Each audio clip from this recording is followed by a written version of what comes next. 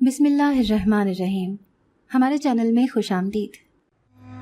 وہ دن سخت گرمی والا دن تھا۔ دھوپ اپنی تیز تپش سے جسم کو جھلسا رہی تھی۔ ہر ایک کا گرمی سے برا حال تھا۔ سب بارش کے لیے دعائیں کر رہے تھے کہ بارش ہو اور یہ گرمی کم ہو جائے۔ وہ سب لوگ مزدوری کر رہے تھے تاکہ اپنا اور اپنے خاندان والوں کا پیٹ پال سکیں۔ غربت ایک ایسی چیز ہے جو انسان کو اپنا پیٹ پالنے کے لیے مشکل سے مشکل کام کرنے پر بھی مجبور کر دیتی ہے۔ یہی ان سب لوگوں کے ساتھ بھی ہو رہا تھا جو وہ اتنی سخت محنت کر رہے تھے، کیونکہ وہ اپنے خاندان والوں کو مرتا ہوا نہیں دیکھ سکتے تھے۔ وہ سب اپنے اپنے کام میں مصروف تھے۔ ادھر اسد کام کرنے کے ساتھ ساتھ اپنی سوچوں میں گم تھا۔ وہ دل ہی دل میں سوچ رہا تھا کہ کاش میں کسی امیر گھر میں پیدا ہوا ہوتا تو آج مجھ پر اتنی ذمہ داریاں نہ ہوتیں۔ وہ ذمہ داریوں سے گھبرانے والا شخص نہیں تھا، مگر اتنی سخت محنت اسے تھکا رہی تھی۔ وہ زندگی سے تھکنے لگا تھا۔ اسے اپنی زندگی ایک بوجھ لگنے لگی تھی۔ وہ اکثر یہ سوچتا تھا کہ کاش کچھ ایسا ہو کہ راتوں رات اس کی زندگی بدل جائے۔ راتوں رات اس کے پاس اتنی دولت اور روپیہ پیسہ آ جائے کہ اسے اتنی محنت مشقت کرنی نہ پڑے۔ اس کے تمام مسئلے مسائل حل ہو جائیں اور اسے یوں پتھر کاٹنے نہ پڑیں۔ بلا شبہ یہ بہت مشکل کام تھا۔ وہ اپنی بے بسی اور مجبوری پر افسردہ تھا۔ اسے شدید گرمی لگ رہی تھی۔ وہ ایک ہاتھ سے اپنے چہرے سے پسینہ صاف کر رہا تھا اور دوسرے ہاتھ سے کام کر رہا تھا۔ انہی خیالوں میں کھوئے کھوئے اس کے ہاتھ سے کدال چھوٹی اور اس کے پاؤں پر لگ گئی، اور جس سے بہت تیزی سے خون بہنے لگ گیا۔ خون رکنے کا نام نہیں لے رہا تھا۔ آس پاس جو مزدور اسد کے ساتھ کام کر رہے تھے سب لوگ جمع ہو گئے۔ ایسے حادثات یہاں پر معمول تھے۔ کسی نہ کسی کے ساتھ ایسا واقعہ ہوتا رہتا تھا۔ یہاں قریبی گاؤں تھا جہاں پر ایک کمپاؤنڈر رہتا تھا۔ وہ لوگ ایسی صورت میں اسی کے پاس جاتے تھے اور مرہم پٹی کرواتے تھے۔ وہ سب اسد کو بھی اسی کے پاس جانے کا مشورہ دینے لگے۔ وہ درد سے تڑپ رہا تھا۔ اس کا زخم بہت ہی زیادہ گہرا تھا۔ عموماً تو وہ گاؤں میں اسی سڑک سے ہی گزر کر جاتے تھے اور یہ راستہ لمبا پڑتا تھا۔ اگر اس درد سے وہ تڑپ رہا تھا تو اسے ان لوگوں نے مشورہ دیا کہ اسے جنگل میں سے گزر کر وہاں چلے جانا چاہیے۔ یہ لوگوں کا جو ٹھیکیدار تھا وہ بہت ہی زیادہ سخت تھا، بہت ہی زیادہ بے رحم واقعہ ہوا تھا۔ اس نے اسد کو کہا کہ تم جلدی سے اس جنگل میں سے گزر کر اس ڈاکٹر کے پاس جاؤ اور جلدی سے واپس آ کر اپنا کام مکمل کرو۔ اسے اس کی تکلیف سے کوئی لینا دینا نہیں تھا۔ عموماً اس جنگل کے بارے میں طرح طرح کی باتیں مشہور تھیں۔ لوگ دن کے وقت بھی اس جنگل سے گزرنے سے گھبراتے تھے، اور انتہائی مجبوری کے عالم میں اگر کوئی شخص یہاں سے گزر بھی جاتا تو وہ چیختا چلاتا گاؤں میں داخل ہوتا تھا۔ اسے جنگل میں بہت سی عجیب و غریب مخلوقات کا سامنا کرنا پڑتا تھا۔ اس جنگل کے بارے میں کہنا تھا کہ یہاں پر جن، بھوت اور چڑیلیں رہتی ہیں۔ جن لوگوں کے جانور اس جنگل میں جاتے تھے وہ واپس نہیں آتے تھے، وہ نہ جانے کہاں غائب ہو جاتے تھے۔ اس جنگل سے گاؤں کے ایک دو لوگوں کی کٹی پھٹی لاشیں بھی ملی تھیں۔ پولیس نے اس کا سراغ لگانے کی بہت کوشش کی تھی، مگر قاتل تک پہنچنے میں وہ ناکام ہو گئے تھے۔ اس کے بعد لوگوں نے اس جنگل میں جانا چھوڑ دیا تھا اور انتہائی مجبوری کے عالم میں ہی اس جنگل سے گزرتے تھے۔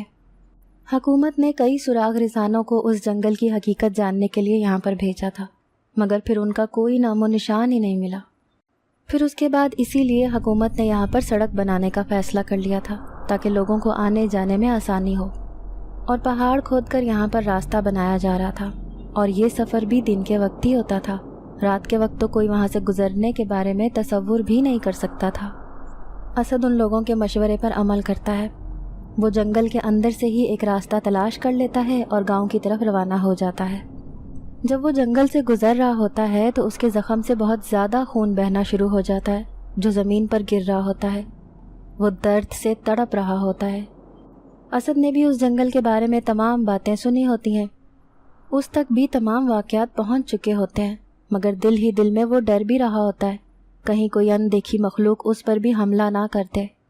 تکلیف کے باوجود وہ تیزی سے چلا جا رہا ہوتا ہے اس جنگل سے نکلنے کے لیے۔ ہسپتال جانے کی بھی جلدی ہوتی ہے۔ جب وہ جنگل سے گزر رہا ہوتا ہے تو اسے ایک لڑکی ملتی ہے۔ وہ اس جنگل میں ایک لڑکی کو دیکھ کر حیران رہ جاتا ہے۔ ایک لڑکی کا بھلا اس جنگل میں کیا کام؟ جنگل کے بارے میں تو طرح طرح کی باتیں مشہور تھیں، اور یہاں پر یہ لڑکی کیا کر رہی تھی؟ کیا اسے ڈر نہیں لگتا تھا؟ اسے حیرانگی سے دیکھ ہی رہا تھا جب وہ لڑکی اس سے مخاطب ہو کر بولی، تمہیں کیا ہوا ہے؟ تو اسد اسے بتاتا ہے کہ کام کرتے وقت مجھے چوٹ لگ گئی ہے، اور وہ اس سے پوچھتی ہے کہ آپ کو اتنی زیادہ چوٹ لگی ہے اور آپ ادھر جنگل میں کیوں گھوم رہے ہیں؟ اس پر اسد اسے بتاتا ہے کہ ادھر قریب ہی ایک گاؤں میں ایک ڈاکٹر ہے، میں اس کے پاس مرہم پٹی کروانے کے لیے جا رہا ہوں۔ لڑکی سے پوچھتا ہے کہ تم بتاؤ تم کون ہو، تمہارا کیا نام ہے، یہاں پر کیا کر رہی ہو؟ لڑکی مسکراتے ہوئے کہتی ہے کہ آپ نے ایک وقت میں اتنے سارے سوال پوچھ لیے ہیں۔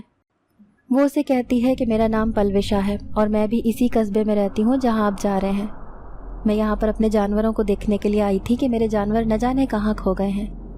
اتنے میں وہ اسد کے چہرے پر تکلیف کے آثار دیکھ کر کہتی ہے کہ ہمیں جلدی سے ڈاکٹر کے پاس جانا چاہیے اور آپ کی مرہم پٹی کروانی چاہیے۔ وہ جنگل سے باہر تیزی کے ساتھ نکلتے ہیں اور ساتھ ساتھ باتیں کرتے ہیں۔ وہ اسے کہتی ہے کہ مجھے اپنے بارے میں کچھ بتاؤ، آپ کون ہو اور کیا کرتے ہو؟ میرا نام اسد ہے، میں ادھر ہی ایک قصبے کا رہنے والا ہوں، میں ایک غریب گھرانے سے تعلق رکھتا ہوں۔ مجھ پر اپنے گھر کی ساری ذمہ داریاں ہیں کیونکہ میں گھر میں سب سے بڑا ہوں۔ میرے والد کا انتقال ہو گیا ہے اور بزرگ والدہ ہیں۔ میری 3 جوان بہنیں ہیں جن کی شادی کی ذمہ داری مجھ پر ہے، اسی لیے میں محنت مزدوری کرتا ہوں تاکہ اپنے گھر کی ذمہ داری کو اچھی طرح سے نبھا سکوں۔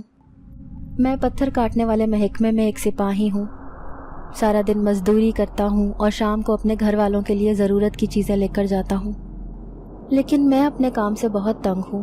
میں یہ کام نہیں کرنا چاہتا ہوں، مجھ سے اس گرمی میں یہ کام نہیں ہوتا۔ اگر میں پڑھا لکھا ہوتا تو کہیں پر اچھی نوکری کر لیتا یا کسی اچھے گھر میں پیدا ہوتا تو مجھے ایسے مزدوری نہ کرنی پڑتی۔ اس پر اس لڑکی نے کہا کہ تم پریشان نہ ہو، سب ٹھیک ہو جائے گا۔ اتنے میں وہ جنگل کی حدود تک پہنچ چکے ہوتے ہیں۔ وہ اس سے کہتا ہے کہ میں نے جنگل کے بارے میں بہت سی باتیں سنی ہیں کہ جنگل بہت خوفناک ہے، یہاں پر جنات رہتے ہیں، وہ کسی کو بھی زندہ سلامت یہاں سے گزرنے نہیں دیتے ہیں، تو اس بات میں کتنی سچائی ہے؟ اس کی بات پر پلوشا پراسرار انداز میں مسکرا دیتی ہے اور کہتی ہے کہ اس بارے میں ہم بعد میں بات کر سکتے ہیں۔ جنگل کے قریب ایک جھونپڑی ہوتی ہے، وہ اسد کو لے کر اس جھونپڑی میں آ جاتی ہے۔ یہ دیکھ کر اسد پریشان ہو جاتا ہے، یہاں پر تو کوئی ڈاکٹر نہیں ہے۔ پلوشا اسے تسلی دیتی ہے، تمہیں فکر مند ہونے کی ضرورت نہیں ہے، میں مرہم پٹی کرنا جانتی ہوں، میرے پاس دوا موجود ہے۔ وہ ابھی تک اسد کی مرہم پٹی کر چکی تھی۔ جب وہ مرہم پٹی کر چکی تو ایک دم اسد کو ایسے محسوس ہوا جیسے اس کی ساری تکلیف ختم ہو گئی ہو، اور وہ اپنی کیفیت پر خود بہت زیادہ حیران ہو گیا تھا۔ اس نے پوچھا کہ تم نے مجھے کون سی دوائی لگائی ہے جس نے میرا سارا درد، ساری تکلیف نچوڑ لی ہے؟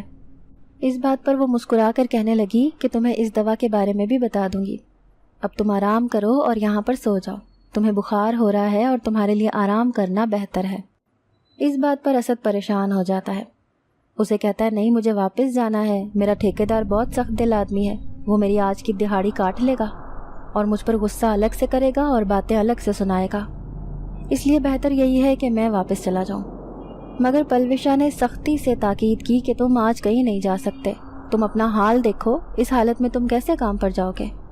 پلوشا کی بات ٹھیک تھی، اسد خود میں اتنی طاقت نہیں پاتا کہ وہ کام کر سکے، اس لیے وہ وہیں پر ڈھیر ہو کر لیٹ گیا اور کچھ ہی دیر میں نیند کی وادیوں میں کھو گیا۔ پلوشا اسے پیار بھری نظروں سے دیکھتی رہی۔ پلوشا ایک جن زادی تھی، اس نے سنا تھا کہ اس جنگل میں بہت خطرناک جن زادیاں اور چڑیلیں رہتی ہیں، جنہوں نے اس گاؤں کے اور آس پاس کے گاؤں کے لوگوں کا جینا محال کیا ہوا ہے، جو لوگوں کو بہت زیادہ تنگ کرتی ہیں اور جنگل میں سے گزرنے نہیں دیتی۔ وہ جنات کے قبیلے کے سردار کی بیٹی تھی اور اپنے علاقے کی ملکہ تھی۔ وہ دیکھنا چاہتی تھی کہ وہ کون سی جن زادیاں ہیں جو اپنے قبیلے کی حدود کو توڑ رہی ہیں۔ آج ہی وہ اس جنگل میں آئی تھی اور اس نے آج ہی اسد کو دیکھا تھا۔ اس نے جب اسد کو درد میں تڑپتے دیکھا تو اسے اس پر بہت رحم آیا، اسے پہلی نظر میں پیار ہو گیا تھا۔ وہ آج تک انسانوں کی دنیا میں نہیں آئی تھی۔ اس نے انسانوں کے بارے میں سنا تھا کہ انسان بہت خوبصورت ہوتے ہیں، اکثر جن زادیاں ان کی عاشق ہو جاتی ہیں اور ان کے لیے اپنی دنیا تک تیاگ دیتی ہیں اور اپنے قبیلے سے سزا یاب بھی ہو جاتی ہیں۔ کئی جن زادیوں کو کڑی سے کڑی سزا بھی ملتی ہے۔ پلوشا نے یہ سب کچھ سنا تھا، مگر جب اس نے اسد کو دیکھا تو اسے یقین آیا کہ انسان واقعی بہت خوبصورت ہوتے ہیں، اور بعض لوگ تو اتنے خوبصورت ہوتے ہیں کہ انہیں دیکھ کر انسان آنکھیں تک جھپکنا بھول جاتا ہے۔ وہ بھی اسد کو دیکھتے ہی اپنا دل ہار بیٹھی تھی، کیونکہ اسد ایک خوبصورت لڑکا تھا۔ اس بیچارے میں ایک ہی خامی تھی کہ وہ بہت زیادہ غریب تھا۔ پلوشا اس کے سامنے انسانی شکل میں گئی تھی۔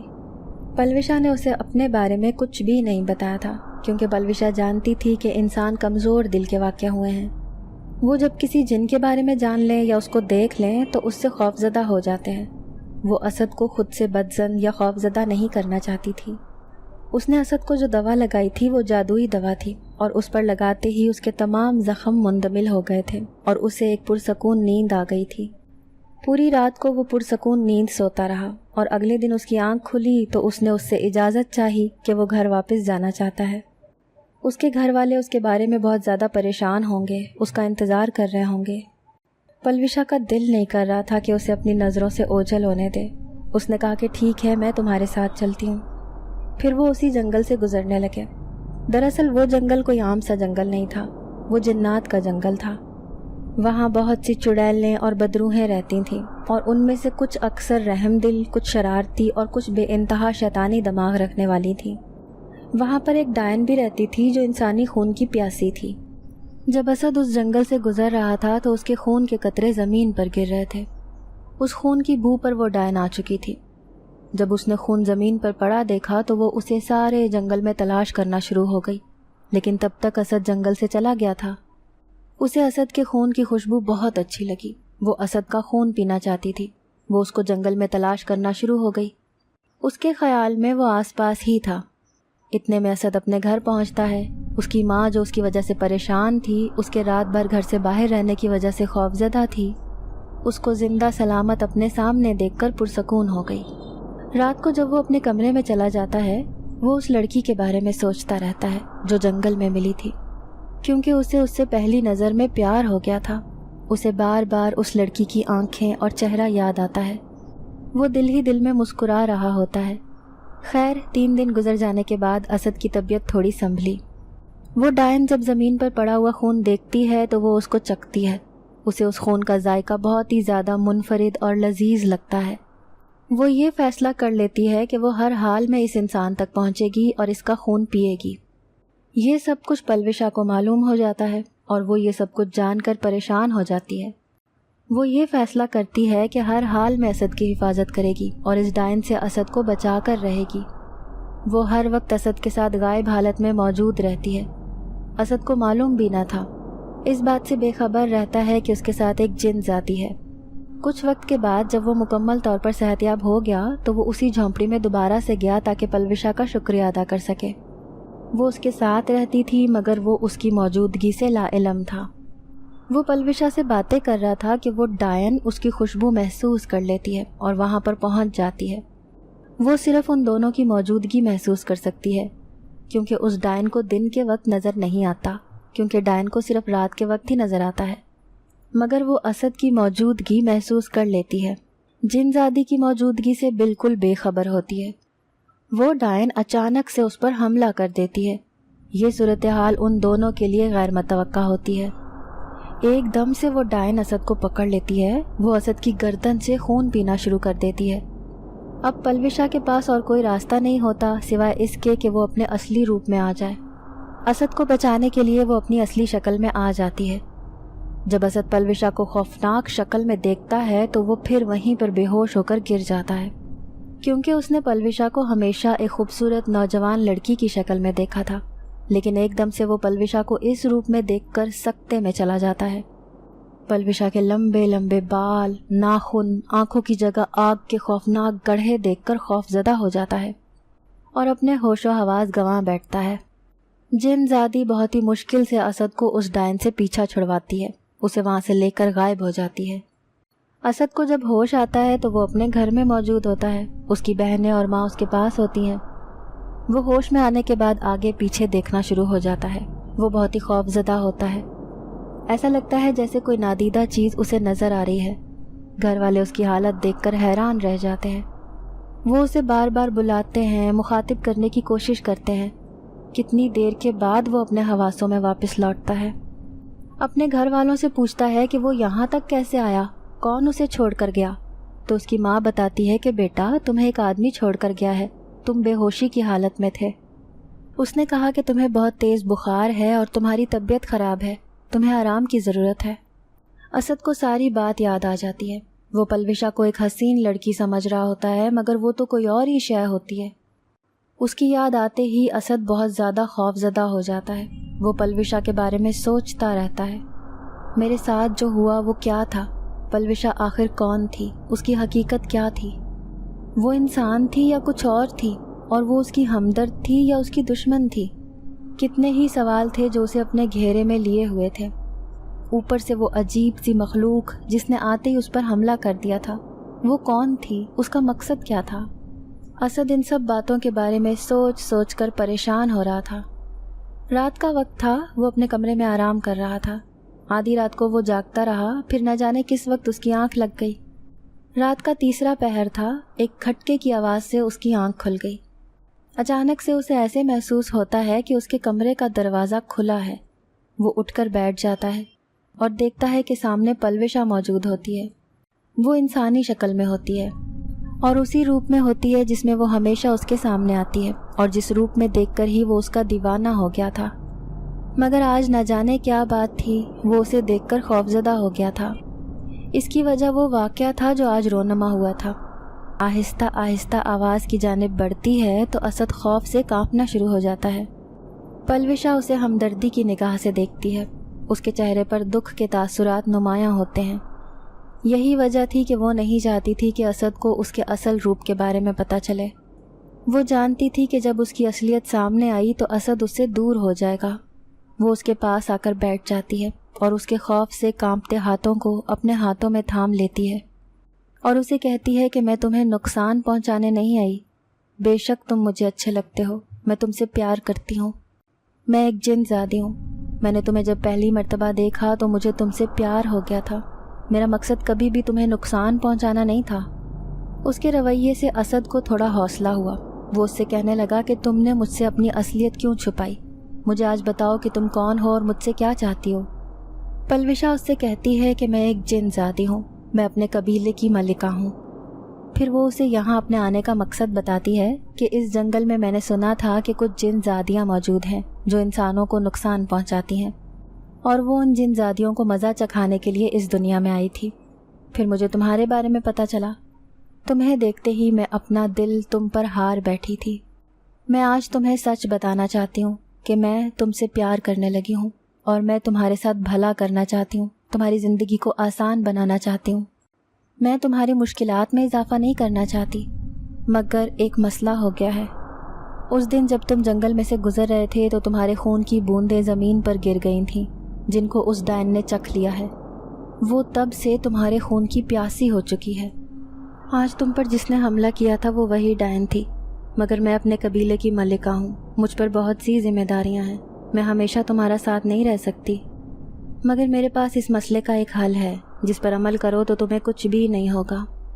میں تمہیں حصار کا ایک عمل بتاتی ہوں، تم وہ کرو تو کوئی بھی چڑیل، جن، بھوت تمہارے قریب نہ آ سکیں گے اور نہ ہی تمہیں نقصان پہنچا سکیں گے۔ اس پر اسد کو تھوڑا حوصلہ ہوتا ہے اور وہ پلوشا سے کہتا ہے کہ اسے بتاؤ کہ اسے کیا کرنا ہوگا۔ پلوشا اسے حصار کے عمل کا سارا طریقہ بتاتی ہے۔ اسد اس کی بات کو بڑے غور سے سنتا ہے۔ اب اسد کا خوف کافی حد تک کم ہو چکا ہوتا ہے۔ وہ دل ہی دل میں پلوشا کو پسند کرتا ہے، مگر وہ جانتا ہے کہ وہ دونوں الگ الگ دنیا کے باسی ہیں۔ وہ دونوں کبھی بھی ایک ساتھ نہیں ہو سکتے، ایک ساتھ نہیں مل سکتے۔ کتنی دیر تک وہ دونوں پیار بھری باتیں کرتے رہتے ہیں، پھر پلوشا وہاں سے غائب ہو جاتی ہے۔ اب اسد نے اگلے دن عمل شروع کر دیا۔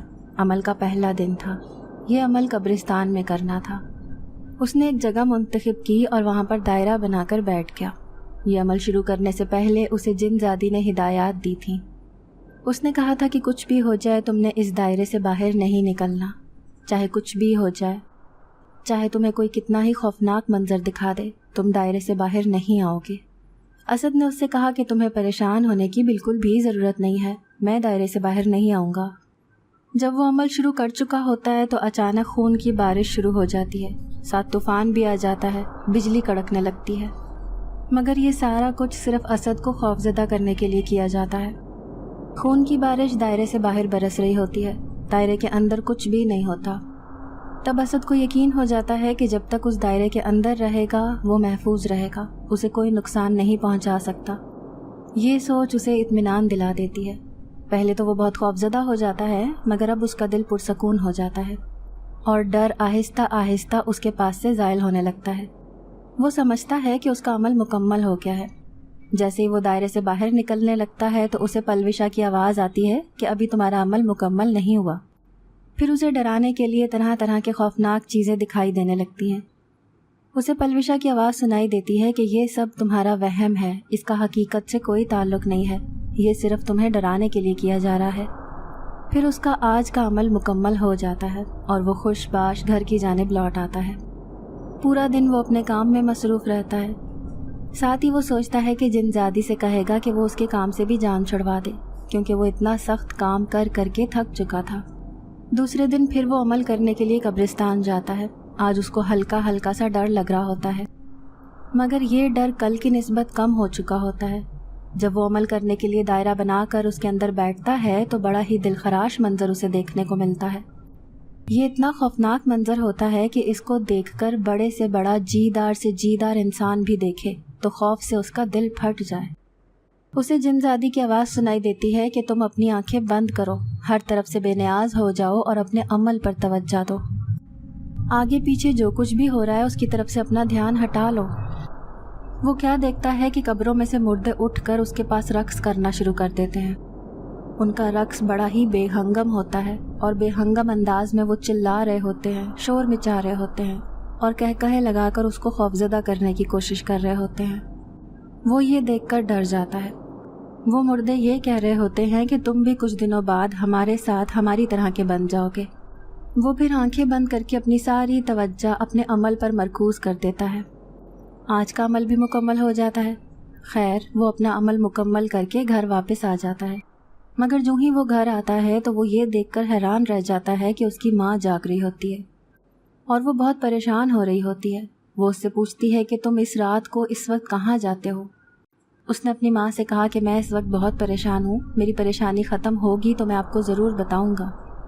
اس کی ماں دل ہی دل میں پریشان ہو جاتی ہے، مگر پھر اپنے بیٹے کی بات پر خاموش ہو جاتی ہے، کیونکہ وہ جانتی ہے کہ جب اس کے بیٹے نے بات بتانے سے منع کر دیا ہے تو وہ کسی صورت بھی اپنی پریشانی نہیں بتائے گا، اس لیے اس سے اصرار کر کے پوچھنے کا کوئی فائدہ ہی نہیں تھا۔ اس کے بعد وہ اپنے کمرے میں چلے جاتا ہے۔ پورا دن وہ اپنی مصروفیت میں ہی گزار دیتا ہے۔ تیسرے دن پھر وہ قبرستان میں جاتا ہے تاکہ عمل کر سکے، لیکن جب وہ اپنے دائرے کے اندر بیٹھ جاتا ہے تو وہ کیا دیکھتا ہے کہ ایک عورت ہے جو بہت خوفناک تھی۔ اس نے بچے کو ہاتھ میں اٹھایا ہوا ہوتا ہے۔ اس کے ایک ہاتھ میں بچہ تھا جس کو اس نے سختی کے ساتھ پکڑا ہوا تھا۔ اس نے اسد کو کہا کہ تم اپنے دائرے سے باہر آ جاؤ، اگر نہ آئے تو میں اس بچے کو مار دوں گی۔ بچہ بمشکل چند ماہ کا تھا۔ اسے بچے پر رحم آ گیا۔ اس نے سوچا کہ وہ اس بچے کو ضرور بچائے گا۔ جیسے ہی وہ اپنی جگہ سے اٹھنے لگا، اسے جن زادی کے غصے بھری آواز آئی کہ تمہارا دماغ تو درست ہے، یہ صرف تمہارا ذہن بھڑکانے کے لیے، تمہیں یہاں سے باہر نکالنے کے لیے ایسا کہہ رہی ہے۔ اپنا دماغ ٹھکانے پر رکھو اور اپنے عمل پر توجہ دو۔ اگر تم اس دائرے سے باہر آ گئے تو ایک پل میں ہی تمہارا کام تمام کر دے گی۔ وہ دائرے سے باہر نہیں آتا تو اس کو غصہ آ جاتا ہے اور وہ بہت ہی خوفناک صورت اختیار کر لیتی ہے۔ اسے ڈرانے کی ہر ممکن کوشش کرتی ہے، مگر جب اس بات کی طرف توجہ نہیں دیتا تو اسے غصہ آ جاتا ہے، مگر وہ اس کی پرواہ نہیں کرتا اور پورے دھیان سے اپنا عمل کرتا رہتا ہے۔ جب عمل مکمل ہوتا ہے تو ہر طرف خاموشی چھا جاتی ہے، جیسے یہاں پر کچھ ہوا ہی نہیں۔ وہ گھر واپس آ جاتا ہے۔ چوتھے دن جب وہ پھر عمل کرنے جاتا ہے اور دائرے کے اندر بیٹھتا ہے تو اچانک سے اس دائرے کے باہر ارد گرد جو بھی جگہ ہوتی ہے ادھر سے کیڑے مکوڑے نکلنا شروع ہو جاتے ہیں۔ وہ کیڑے مکوڑے عجیب سی شکلیں اختیار کر لیتے ہیں، البتہ اسی طرح 7 دن تک عجیب و غریب واقعات ہوتے رہتے ہیں۔ ان کا مقصد اسد کو اپنا دھیان بھٹکانا اور اس عمل سے روکنا تھا تاکہ وہ اپنا اس عمل کو ادھورا چھوڑ کر چلا جائے، اور اگر ایک بار وہ اپنا عمل ادھورا چھوڑ دیتا تو اس کی موت یقینی تھی۔ مگر اسد نے اس جن زادی سے وعدہ کیا ہوا تھا کہ وہ اپنے عمل کو پورا کرے گا اور اس دائرے سے کسی بھی صورت عمل کے دوران باہر نہیں نکلے گا، اور پھر اسد اپنے وعدے کے مطابق اپنے عمل کو پورا کرتا ہے۔ جب عمل کا آخری دن ہوتا ہے تو دائرے میں ہی جن زادی کی آواز آتی ہے کہ اب ڈائن تمہاری غلام بن جائے گی، یا تو تم اس کو قید کر لینا، یا جب یہ تمہارے سامنے آئے گی تو تم اپنے دائیں ہاتھ سے اس کے بالوں کو پکڑ لینا۔ اس ڈائن کی ساری طاقت اس کے بالوں میں ہے، جب تم اسے اس کے بالوں سے پکڑ لو گے تو اس کی طاقت تمہارے ہاتھ میں آ جائے گی، اور وہ ویسے ہی تمہاری غلام بن چکی ہے، وہ تمہارے سامنے کچھ بھی نہیں کر سکے گی۔ پھر تم اس کو آگ لگا دینا، اس طرح ڈائن ختم ہو جائے گی، اور اس کے بعد تمہارا حصار کا عمل بھی مکمل ہو جائے گا۔ تمہیں اس کے بعد کوئی بھی کسی قسم کا نقصان نہیں پہنچا سکے گا۔ وہ اسی طرح کرتا ہے۔ جب 7واں دن ہوتا ہے تو ڈائن دائرے کے باہر سے بھی اسے گمراہ کرنے کی کوشش کرتی ہے، لیکن عمل جیسے ہی مکمل ہو جاتا ہے تو ڈائن اسد کے سامنے آ کر کہتی ہے کہ آج سے آپ میرے آقا اور میں آپ کی غلام ہوں، آپ جو کہیں گے میں کروں گی۔ تو اسد اسے بالوں سے پکڑ لیتا ہے اور اس کے بعد اسے آگ لگا دیتا ہے، جس سے ڈائن کا سارا جسم جل کر بھسم ہو جاتا ہے۔ یوں دنیا کو ایک ظالم ڈائن سے نجات مل جاتی ہے۔ اسد خوش ہو جاتا ہے کہ اس کا عمل مکمل ہو گیا، اس نے اپنے دشمن کو شکست دے دی، اس سے نجات حاصل کر لی۔ اب جنزادی اسد کے سامنے نمودار ہوتی ہے اور وہ کہتی ہے کہ اب تو تم خوش ہوگے نا، تمہاری مصیبت ختم ہو گئی۔ اس کی اس بات پر اسد خوشی کا اظہار کرتا ہے اور کہتا ہے کہ یہ سب کچھ تمہاری مدد سے ہی ممکن ہوا ہے، اگر تم نہیں ہوتی تو اب تک میرا اس دنیا سے نام و نشان بھی مٹ چکا ہوتا۔ اس کے بعد وہ کافی دیر ادھر ادھر کی باتیں کرتے رہتے ہیں۔ آج اسد کام کی وجہ سے بہت ہی زیادہ تھک چکا ہوتا ہے۔ آج اسے معمول سے زیادہ کام کرنا پڑتا ہے کیونکہ اس کے ساتھی آج چھٹی پر ہوتے ہیں، اور ان کا ٹھیکیدار ان کے حصے کا کام بھی اسد سے کرواتا ہے۔ اسے افسردہ دیکھ کر جنزادی اس سے کہتی ہے کہ کیا بات ہے، تم کیوں اس قدر اداس اور پریشان لگ رہے ہو؟ تم مجھے بتاؤ، تم کیوں خوش نہیں ہو؟ آج تو کامیابی کا دن ہے، آج تو خوشی منانے کا دن ہے، پھر کیا وجہ ہے کہ مجھے تمہارے چہرے پر خوشی کے آثار نظر نہیں آ رہے؟ اس کی بات پر اسد گہرے سانس لیتا ہے اور اسے کہتا ہے کہ میں اپنی نوکری سے جان چھڑوانا چاہتا ہوں، میں امیر ہونا چاہتا ہوں، مگر پھر سوچتا ہوں کہ ایسا کیسے ممکن ہے؟ اس غربت سے کیسے بچ سکتا ہوں؟ میں راتوں رات کیسے امیر ہو سکتا ہوں؟ میرے نصیب میں تو غریبی میں جینا ہی لکھا ہے، تو یہ غربت میرا کیسے پیچھا چھوڑ سکتی ہے؟ اس پر جنزادی کہتی ہے کہ یہ ممکن ہے، میں 1 منٹ میں یہ سب کچھ کر دوں گی، چٹکی بجاتے ہی تمہیں امیر ترین کر دوں گی، میرے لیے یہ کوئی کام مشکل نہیں ہے۔ اس کی بات پر اسد حیران ہونے کے ساتھ ساتھ خوش بھی ہو جاتا ہے اور اس سے پوچھتا ہے کہ کس طرح تم مجھے امیر کر سکتی ہو؟ اس پر جنزادی کہتی ہے کہ مجھے ایک خزانے کا راز پتہ ہے، میں جانتی ہوں ایک جگہ پر خزانہ دفن ہے، اگر تم اس خزانے کو حاصل کر لو تو تم راتوں رات دولت مند بن جاؤ گے۔ یہ سن کر اسد بہت ہی زیادہ پرجوش ہو جاتا ہے، اس سے کہتا ہے کہ تم مجھے ابھی وہاں پر لے کر چلو کیونکہ میں اس زندگی سے تنگ آ چکا ہوں۔ وہ جنزادی اس سے کہتی ہے کہ میں تمہیں ایک جگہ لے کر جاؤں گی، میں جیسا کہوں گی تم ویسا ہی کرنا، تم دیکھنا تم امیر ہو جاؤ گے۔ جنزادی اس سے کہتی ہے کہ کل میں تمہیں سفر پر لے کر جاؤں گی، تم نے گھر والوں سے کہنا ہے کہ تم کام کے سلسلے میں دوسرے شہر جا رہے ہو، تمہیں واپس آنے میں کچھ دن لگ سکتے ہیں تاکہ تمہارے گھر والے تمہاری وجہ سے پریشان نہ ہوں۔ اگلے دن وہ اپنی ماں سے یہی بات کہتا ہے اور پھر ان لوگوں کا سفر شروع ہو جاتا ہے۔ وہ جنزادی کی بات مان کر اس کے ساتھ چلا جاتا ہے۔ وہ اسد کو لے کر ایک جنگل سے گزرتی ہے۔ یہ بیابان جنگل ہوتا ہے۔ اس جنگل میں کوئی چرند پرند نہیں ہوتا، کسی جانور کی کوئی آواز نہیں ہوتی، ایسے لگتا ہے جیسے یہاں پر صرف سناٹے کا راج ہے۔ اس کے بعد وہ ایک صحرا میں داخل ہو جاتے ہیں۔ صحرا میں ہر طرف ویرانی ہوتی ہے، بہت عجیب و غریب جانور ریت میں لوٹ پوٹ رہے ہوتے ہیں۔ ان کو دیکھ کر اسد کو خوف محسوس ہوتا ہے، اس نے ایسے عجیب و غریب جانور اپنی زندگی میں کبھی نہیں دیکھے ہوتے۔ اسے جنزادی کہتی ہے تمہیں پریشان ہونے کی کوئی ضرورت نہیں ہے، میں تمہارے ساتھ ہوں، جب تک میں تمہارے ساتھ ہوں تمہیں کچھ بھی نہیں ہونے دوں گی۔ اس کے بعد وہ ایک گلستان میں داخل ہو جاتے ہیں۔ اسد جیسے ہی اس علاقے میں قدم رکھتا ہے، اس نے اس سے پہلے اس طرح کی خوبصورت جگہ نہیں دیکھی ہوتی۔ وہ جنزادی کو کہتا ہے کہ یہ کون سی جگہ ہے، میں نے اس سے پہلے اس طرح کی خوبصورت اور حسین جگہ نہیں دیکھی۔ وہ اندر داخل ہوتے ہی دیکھتا ہے کہ اتنے خوبصورت پرندے اڑ رہے ہوتے ہیں، تتلیاں پھولوں پر رقص کر رہی ہوتی ہیں، خوبصورت ندیاں بہہ رہی ہوتی ہیں، جھرنوں کی آواز دل کو سکون دے رہی ہوتی ہے۔ اسد جنزادی سے پوچھتا ہے کہ یہ کون سی جگہ ہے؟ جنزادی بولتی ہے یہ گلستان ہے، یہ بہت ہی خوبصورت جگہ ہے اور یہی وہ جگہ ہے جہاں پر خزانہ ہے، اور خزانہ اس ندی کے درمیان میں ہے۔ اس خزانے کو وہی شخص حاصل کر سکتا ہے جو اس خزانے کو حاصل کرنے کا اہل ہے۔ جنزادی اتنے میں اسد کو ندی کے قریب لے کر جاتی ہے۔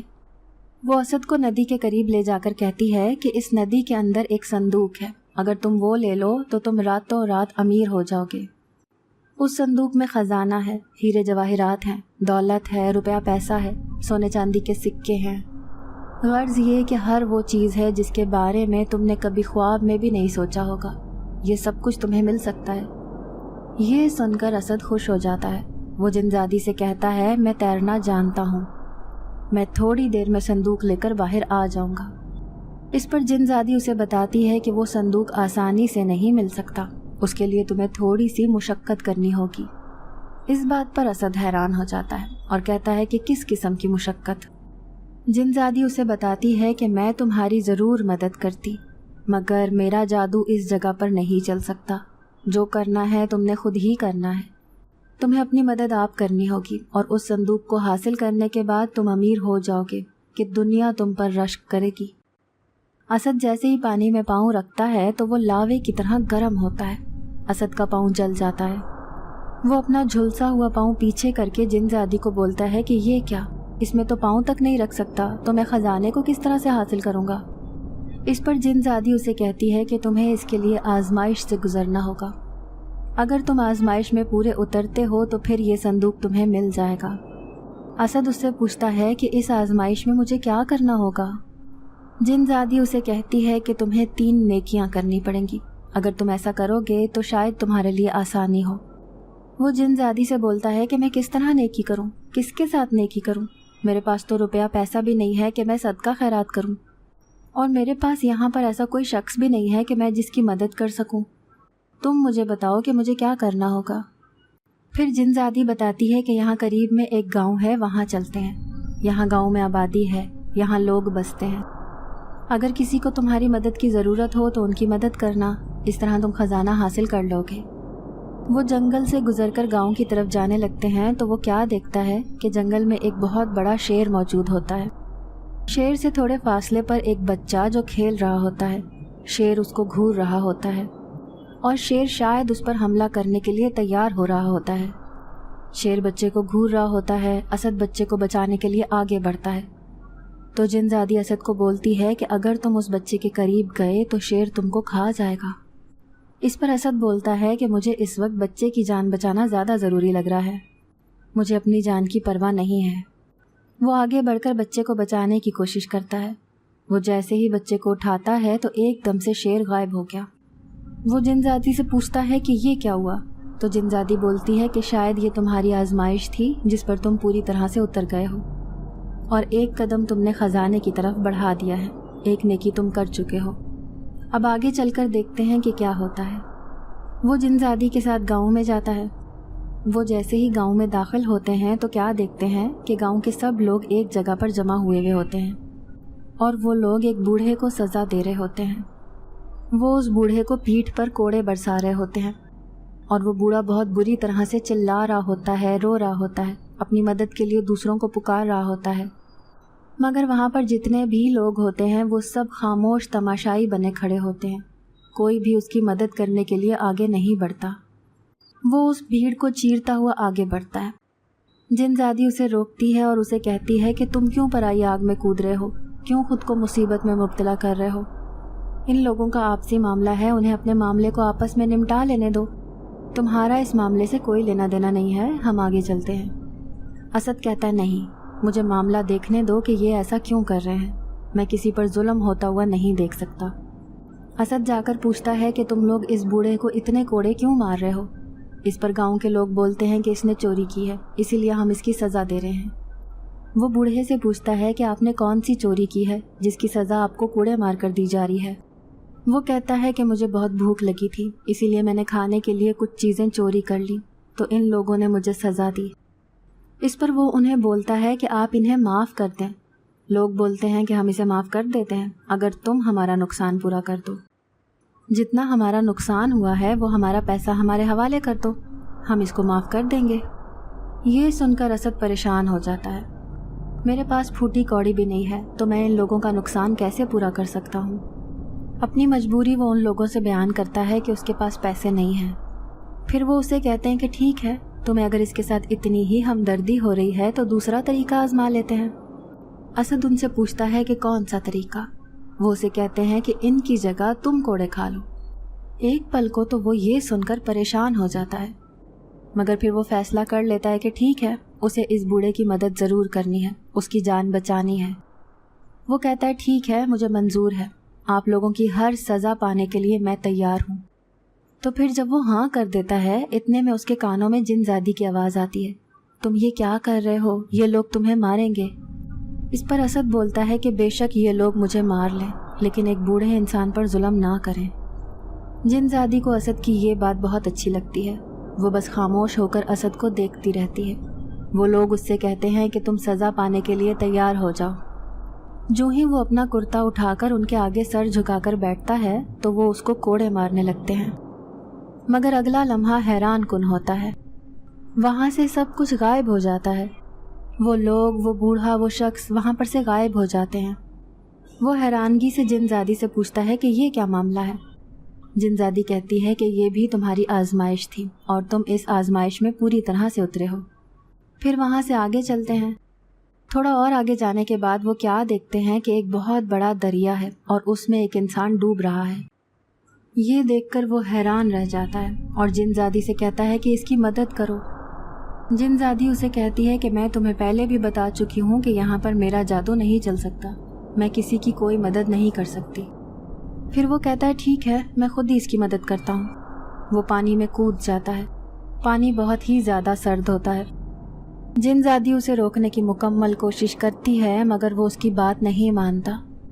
جب وہ پانی میں آتا ہے تو پانی بہت ہی زیادہ سرد ہوتا ہے اور پانی کی لہریں اسے آگے آگے کھینچنے کی کوشش کرتی ہیں، مگر وہ واپس جانے کے بجائے آگے ہی آگے جاتا ہے اور پھر اس شخص تک پہنچ جاتا ہے۔ مگر وہ یہ دیکھ کر حیران رہ جاتا ہے کہ وہ شخص تو پانی میں پھنسا ہوا ہوتا ہے۔ ایسا لگتا ہے جیسے پانی میں کسی چیز نے اس کو پکڑا ہوا ہے۔ وہ اسے پانی سے باہر کھینچنے کی بہت کوشش کرتا ہے، اپنی پوری طاقت لگا دیتا ہے، مگر اسے ناکامی کا سامنا کرنا پڑتا ہے۔ رفتہ رفتہ پانی کا درجہ حرارت اور بڑھنے لگتا ہے، پانی اور بہت ہی زیادہ سرد ہو جاتا ہے۔ ایک لمحے کو تو اس کے دل میں خیال آتا ہے کہ اس کو چھوڑ کر باہر چلے جانا چاہیے، اپنی جان بچا لینی چاہیے، مگر دوسرے ہی پل اس پر انسانیت غالب آ جاتی ہے اور وہ کہتا ہے کہ نہیں، وہ اس کو موت کے منہ میں اکیلا چھوڑ کر باہر نہیں جا سکتا۔ لمحہ لمحہ پانی بہت ہی زیادہ سرد صورت اختیار کر لیتا ہے اور اس پر جیسے برف جمنے لگتی ہے۔ اسد سردی کی اس شدت کو برداشت نہیں کر سکتا اور اس کے حواس ساتھ چھوڑ جاتے ہیں۔ جب اسے ہوش آتا ہے تو وہ اسی ندی کے پاس لیٹا ہوا ہوتا ہے اور جن زادی اس کے پاس بیٹھی ہوتی ہے اور اسے نم آنکھوں سے مسکرا کر دیکھ رہی ہوتی ہے۔ وہ یہ کہتی ہے کہ تمہارے لیے خوشخبری ہے، تم اپنی آزمائش میں پورے اترے ہو اور تم اس خزانے کے حقدار ہو، تم اس خزانے کو حاصل کر سکتے ہو۔ یہ سن کر وہ خوش ہو جاتا ہے اور پھر اس ندی میں کود جاتا ہے۔ وہ اس صندوق کو کھینچ کر لے آتا ہے۔ جب وہ اس صندوق کو کھولتا ہے تو اس کی آنکھیں اس کی چکا چوند سے خیرہ ہو جاتی ہیں۔ اس میں اس کی سوچ سے زیادہ ہیرے جواہرات ہوتے ہیں اور بہت ہی قیمتی اشیاء پڑی ہوتی ہیں۔ وہ جن زادی اس سے کہتی ہے کہ یہ سب کچھ تمہارا ہے، تم اس خزانے کے مالک ہو۔ گھر آنے کے بعد اسد اپنی ماں کو سب کچھ بتا دیتا ہے کہ اس پر کیا بیتی اور وہ خزانہ اس نے کس طرح حاصل کیا۔ وہ لوگ خدا کا شکر ادا کرتے ہیں کہ اللہ پاک نے ان کی مدد کی۔ پھر وہ شہر میں گھر لے لیتا ہے اور تجارت کا کاروبار شروع کر لیتا ہے۔ اس کا کاروبار دن دگنی رات چگنی ترقی کرنے لگتا ہے۔ کچھ عرصے میں وہ شہر کا ایک امیر ترین شخص بن جاتا ہے۔ لڑکیاں تتلیوں کی مانند اس کے آگے پیچھے پھرنے لگتی ہیں، مگر اس کے دل و دماغ پر تو بس جن زادی کا ہی بسیرا ہوتا ہے۔ پھر ایک دن وہ جن زادی اس کے پاس آتی ہے اور نم آنکھوں سے دیکھ کر مسکراتے ہوئے کہتی ہے کہ ان لوگوں کی جدائی کا وقت آ گیا ہے اور اسے یہاں سے جانا ہوگا۔ اس کے ماں باپ نے اسے اپنی دنیا میں بلا لیا ہے کیونکہ وہ جن زادی کی شادی کرا رہے ہیں اور اب اسے مزید انسانوں کی دنیا میں رہنے کی اجازت نہیں دے سکتے۔ یہ سن کر اسد کے دل پر تو جیسے بجلیاں سی گر جاتی ہیں۔ وہ جن زادی کہتی ہے کہ ہم دونوں کا ملاپ ممکن نہیں ہے، ہم دونوں الگ الگ مخلوقات ہیں۔ اس کے بعد وہ وہاں سے رخصت ہو جاتی ہے اور اس سے کہتی ہے کہ تم بھی کسی اچھی سی لڑکی کے ساتھ شادی کر لو۔ اسد اپنی ماں کی پسند کی لڑکی کے ساتھ شادی کر لیتا ہے۔ وہ اپنی زندگی میں مطمئن تو ہوتا ہے مگر آج بھی وہ جن زادی اسے یاد رہتی ہے جس کی وجہ سے اس کی زندگی بدل گئی۔ ناظرین، اگر آپ کو آج کی یہ کہانی اچھی لگی ہو تو ویڈیو کو لائک ضرور کریں۔ اگر آپ کو ایسی دہشت ناک دل کو جکڑ دینے والی کہانیاں پسند ہیں तो ऐसी एक कहानी रोज़ाना सुनने के लिए हमारे चैनल को सब्सक्राइब करें। इजाज़त चाहते हैं। अल्लाह हाफिज़।